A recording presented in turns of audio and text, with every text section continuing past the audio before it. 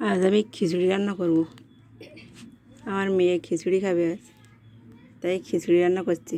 খিচুড়ির জন্য এই চাউল নিলাম।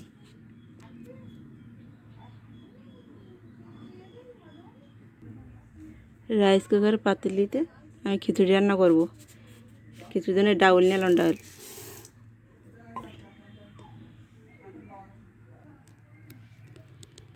এই যে 5টা কাঁচামরিচ নিলাম।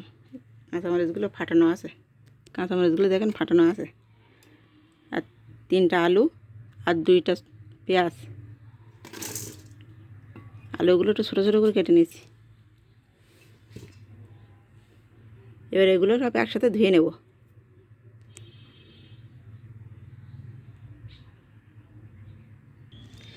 এই যে আগে পেঁয়াজ আলুগুলো ধুয়ে নিয়েছিলাম, কিন্তু তারপরেও আবার ডাল আর চালের সাথে ওগুলো আবার একসাথে ধুয়ে নিয়েছি। ধোয়া শেষ আমার।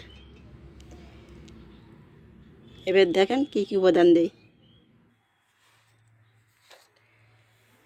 পরিমাণ মতো লবণ দিলাম।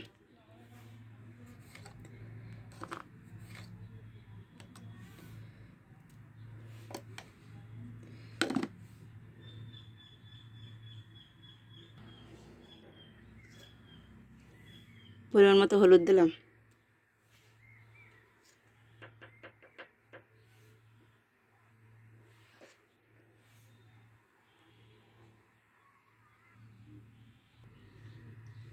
এবার তেল দেব।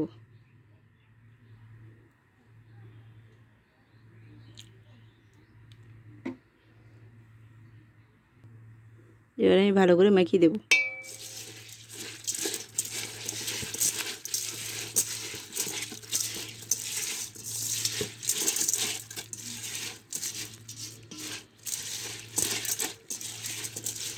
আমি আপনাদের সহজভাবে দেখাচ্ছি। দেখুন কীভাবে খিচুড়ি রান্না করছি। এই মাখানো হয়ে গেছে। এবার পরিমাণ মতো আমি জল দেব। দেখুন পরিমাণ মতো জল দিলাম, এই আঙুলের এইটুকু। দেখেন এবার আমি এটা রাইস কুকারে চাপিয়ে দেবো।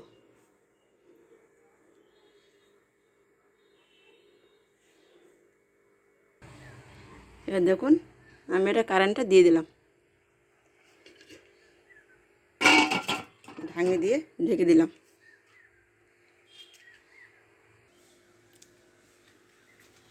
এই যে চাপিয়ে দিয়েছি। আমরা এটা হতে 15 মিনিট সময় লাগবে। দেখেন 15 মিনিট পরে আবার ফিরে আসবো।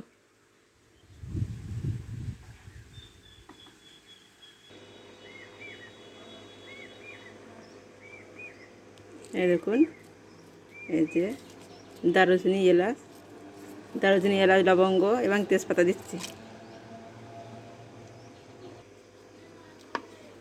যে গরম হয়ে গেছে, একটু নেড়ে দেবো।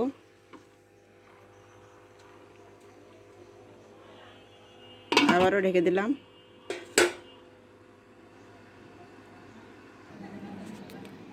সামান্য একটু চিনি দিলাম।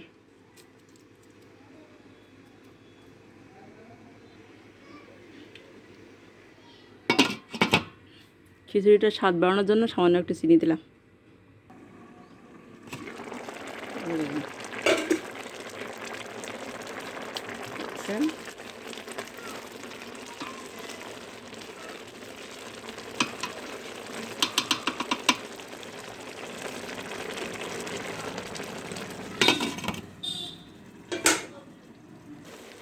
এই দেখেন সামান্য একটু ঘি দেবো।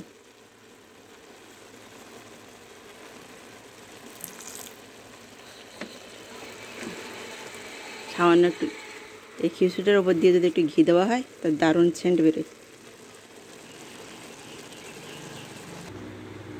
এই দেখুন খিচুড়িটা বানানো হয়ে গেছে, ঝরঝরে খিচুড়ি।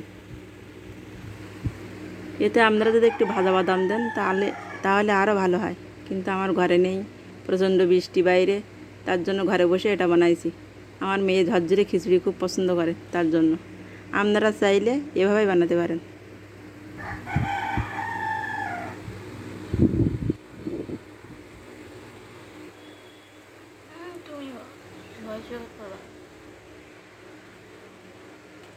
কেমন হয়েছে শোনা? দারুণ।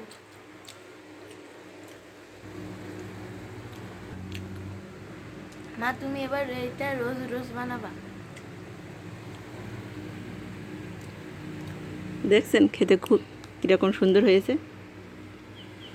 সে আমাকে রোজ রোজ বানাতে বলছে। আপনারাও ওইভাবে বানাবেন।